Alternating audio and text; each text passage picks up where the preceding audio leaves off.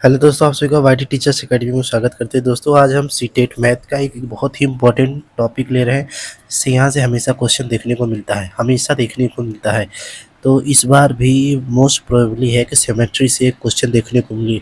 Symmetry में भी linear symmetry से क्वेश्चन देखने को आपको ज़्यादा मिलते हैं। तो लीनियर सिमेट्री आपके लिए मोस्ट इम्पोर्टेंट होता है। तो चलिए आज हम सब कुछ इसके बारे में जान लेते हैं। सबसे पहला है, चलिए सिमेट्री लाइन को जान लेते हैं कि सममित रेखा होती क्या है।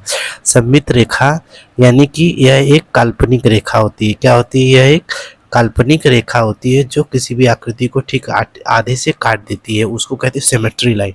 सिमेट्री लाइन का मतलब है कि मतलब कोई भी रेखा यानी काल्पनिक रेखा जो कोई भी आकृति हो। जैसे मैं प्लस बनाता हूँ, इस तरीके के मैं क्या कर रहा हूँ, प्लस बनाता हूँ। चलिए दूसरा डायग्राम लेते हैं, दिल बना लेते हैं। ठीक है, क्या बना लेते हैं? हार्ट बना लेते हैं, ये वाला कपल हार्ट बना लेते हैं। ठीक है, अब यहाँ से यानी कि मैं कोई एक रेखा, यहाँ सीधी रेखा है मान लीजिए, इसको यहाँ पर क्या करते हैं, खींच देते हैं। अब ये देखिए ये क्या कर रहा है, जितना इसका आकार होगा उतना ही इसका आकार होगा। तो यानी कि ये वाली जो लाइन है ये है सिमेट्री लाइन। ये क्या है? Symmetry line. और एक दूसरे को काटी है तो यहाँ पर एक सिमेट्री लाइन हुई। चलिए आगे हम विस्तार से जानेंगे। थोड़ा सा वॉइस का इशू होगा क्योंकि तबीयत ख़राब है दोस्तों। बहुत मेहनत करके वीडियो बनाना पड़ा। दोस्तों वीडियो को जरूर से जरूर लाइक करें, चैनल व टीचर्स को सब्सक्राइब करें। यहाँ पर आपको रेगुलर अपडेट मिलते रहेंगे। चलिए कुछ टाइप्स को देख लेते हैं। लीनियर सिमेट्री, टाइप्स ऑफ सममिति रेखाओं के प्रकार देख लेते हैं। देखिए यहाँ से आपको क्वेश्चन सबसे ज़्यादा पूछने को मिलते हैं। VVI है ये वाला टॉपिक। लीनियर सिमेट्री यानी सममित रेखा। सममित रेखा, इसको रैखिक सममित भी कहते हैं। यह तब होता है जब किसी आकृति या वस्तु को कोई एक रेखा दो समान भागों में विभाजित करती है। जैसे अभी मैंने फिगर दिखाया था, कोई एक रेखा अगर दो भागों में समान रूप से विभाजित करती है और जो दोनों बटे हुए भाग होंगे एक दूसरे के दर्पण यानी कि छवि होंगे, यानी एक जैसे दिखेंगे, तो उसको कहेंगे लीनियर सिमेट्री। जो वो काटेगा उसको कहेंगे लीनियर सिमेट्री। जैसे एक वर्ग में चार सममित रेखाएं होती है, मोस्ट इंपॉर्टेंट है। डायरेक्टली क्वेश्चन यहाँ से पूछे गए हैं, पूछे जाएंगे भी आगे कि वर्ग में चार सिमेट्री, इसे वर्ग जिसे चार ऑप्शन देगा वो लिखेगा इसमें से कौन सा सही है। तो वर्ग में चार सममित रेखाएं होती है, ध्यान रखेंगे। एक उर्ध्व, जैसे वर्ग बना लेते हैं, एक वर्ग बना लिए। देखिए इसको बीच से काट देते हैं, एक दो, और चलिए एक अलग से दिखा देते हैं। एक हो गया तीन और ये हो गया चार। तो यानी कि वर्ग कितनी सममित रेखाएं होगी? चार हो गई। कितनी हो गई? चार हो गई। एक बोला ऊर्ध्वाधर यानी कि ये वाला। एक होता है क्षैतिज और दो होते हैं वर्टिकल। दो क्या होते हैं? वर्टिकल। अब इस फिगर को देख सकते हैं, ये एच लेटर है। एच लेटर को अगर हम यहाँ से एक लाइन खींचते हैं तो ये दोनों हिस्से को दो भागों में बांट देगा, और फिर अगर यहाँ से मिलाते हैं तो ऊपर वाले हिस्से को क्या करेगा? एकदम समान रूप से बांटता है ना। तो इस तरीके से आप रैखिक सममिति को समझेंगे। चलिए रोटेशनल सिमेट्री यानी घूर्णन सिमेट्री। घूर्णन सिमेट्री में क्या होता है? घूर्णन होता क्या है? यानी कि अपने अक्ष पर घूमना, यानी अपने पथ पर चलना। घूर्णन सममिति का अर्थ होता है जब कोई वस्तु चलती है या घूमती है तब भी वह पहले जैसी ही दिखाई देती है। थोड़ा सा पेन का कलर चेंज कर देते हैं, रेड ले लेते हैं। यानी कि जैसे कोई, चलिए यहाँ पे फिगर आप देख रहे हैं, ये क्या है? ये आपको प्लस का साइन दिख रहा है, और इसको यहाँ पर क्या करता हुआ दिखाया गया कि एक स्टेप, यानी कि ये एक स्टेप क्या कर रहा है? आगे चल रहा है। यानी कि ये वाला हिस्सा अभी यहाँ पर आ गया है, फिर भी आप देख रहे हैं कि आकृति वैसी की वैसी ही दिखाई दे रही है। जबकि एक स्टेप आगे चल चुका है। तो इस प्रकार का अगर आपसे क्वेश्चन पूछा जाता है तो उसको कहेंगे रोटेशनल सिमेट्री, यानी कि एक पाथ पूरा करने के बाद भी वह समान आकार आकृति की दिखाई देती है तो उसको क्या कहेंगे, रोटेशनल सिमेट्री। देखिए तारे का जो घूर्णन सममिति होती है, तारा भी क्या होता है, एक घूर्णन सममिति का उदाहरण है, क्योंकि हर 72 डिग्री घूमने के बाद एक समान दिखाई देता है। तो क्वेश्चन आपसे यहाँ से डायरेक्टली पूछ सकता है कि घूर्णन सममिति का एक उदाहरण बताइए जो 72 डिग्री घूमने के बाद समान दिखाई देता है। तो आपको ऑप्शन में दे सकता है तारा, तो आप उसको सही टिक करेंगे। ये जो प्लस है, प्लस आपको 72 डिग्री नहीं है, 90 डिग्री घूमने के बाद आपको एक समान आकृति दिखाएगा। ठीक है, चलिए ट्रांजैक्शनल सिमेट्री क्या होती है, इसको बोलते हैं स्थानांतरण सममिति। यह तब होता है जब किसी आकृति या वस्तु को बिना उसका रूप बदले किसी भी दिशा में एक निश्चित दूरी पर ले जाया जा सकता है, यानी कि उसका रूप बिना बदले अब उसको उठाकर एक निश्चित दूरी पर ले जा सकते हैं। उदाहरण के लिए एक ईट ले लीजिए, दीवार में ट्रांसलेशनल सममिति होती है, यानी कि मान लीजिए कोई ईट को यहाँ से आप उठाकर किसी दूसरे जगह ले जाते हैं तो एक समान ही आकृति उसकी रहेगी, बदलेगी नहीं। यानी उसकी जो लंबाई L थी यहाँ पे भी उसकी लंबाई L रहेगी, उसकी जो चौड़ाई B थी यहाँ पे भी उसकी चौड़ाई B ही रहेगी। यानी जिस प्रकार आपने स्थानांतरित किया वैसे ही आपको दिखेगी। तो अगर इस तरीके का कोई चीज़ होता है तो ट्रांजैक्शनल सिमेट्री होता है। ठीक है,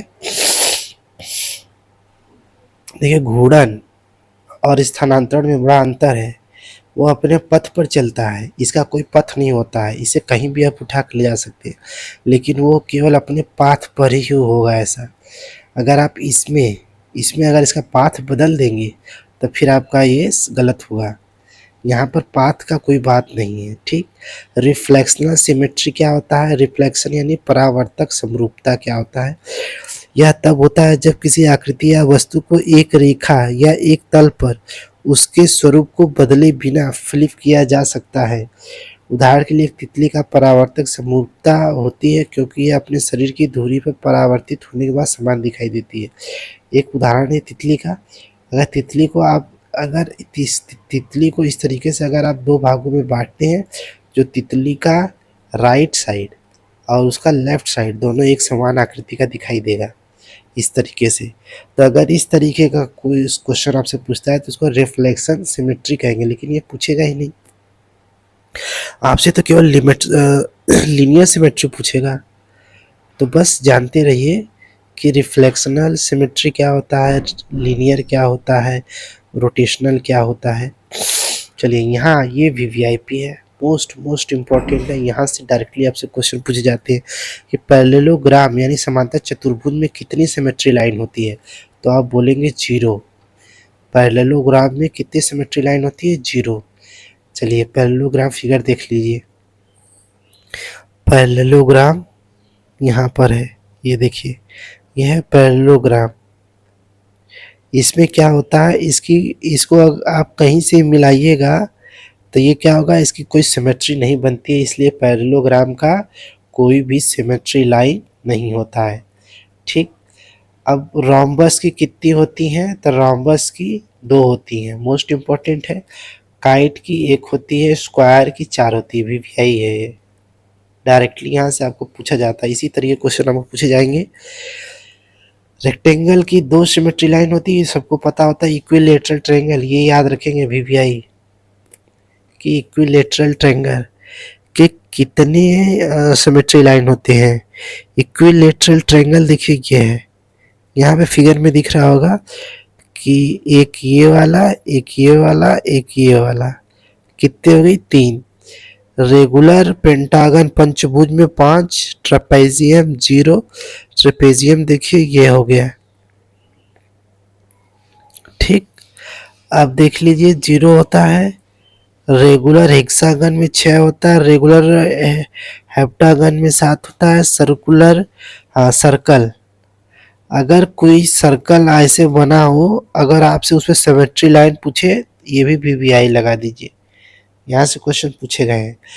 तो इसके अनंत इन्फिनाइट सिमेट्री लाइन होती है, इसकी कोई सीमा नहीं होती है। तो ये क्या है, इसकी इन्फिनाइट सिमेट्री लाइन होती है। चलिए कुछ अल्फ़ाबेट्स के बारे में जान लीजिए कि अल्फ़ाबेट में कितनी सिमेट्री लाइन होती है। तो सबका यहाँ पर मैंने लिख लिया है।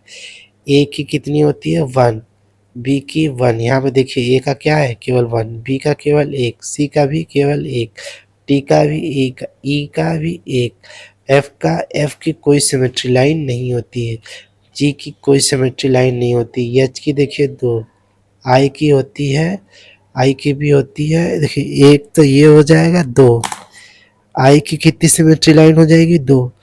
चलिए जे का 0, के का 1, एल का 0, एम का 1, एन का 0, ओ वीवीआई है। जैसे वहाँ पर मैंने बताया सर्कल का ओ, इसकी इन्फिनाइट सिमेट्री लाइन होती है।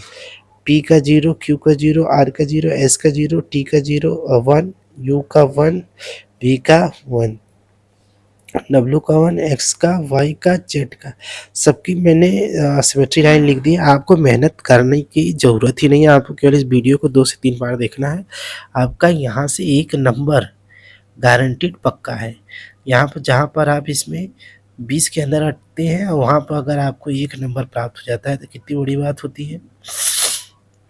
अगर आप 89 पे हैं, आपको एक नंबर प्राप्त हो जाता है तो आप क्या होता है, एक एग्ज़ाम के लिए क्या हो जाएंगे, क्वालिफाई हो जाएंगे। तो सोचिए एक नंबर का बहुत महत्व होता है। ये वीडियो आपको ज़्यादा से ज़्यादा बार देखना है और चैनल पर नए हैं तो चैनल को सब्सक्राइब करें, हमारे चैनल वाईटी टीचर्स अकेडमी को सब्सक्राइब करें। अब वीडियो ने आपने देख लिया है, लाइक नहीं किया तो वीडियो को लाइक करें, एक प्यारा सा कमेंट करें, चैनल को अपने दोस्तों तक शेयर करें। चलिए दोस्तों, फिर मिलते हैं नेक्स्ट एक ऐसे ही इम्पोर्टेंट कोई टॉपिक लेंगे। इसी तरह करते करते आपका सिलेबस कंप्लीट तो नहीं करेंगे, लेकिन इतना तो करा देंगे कि आप अब मैथ्स में आपको डर नहीं लगेगा, अब आराम से जाकर करेंगे।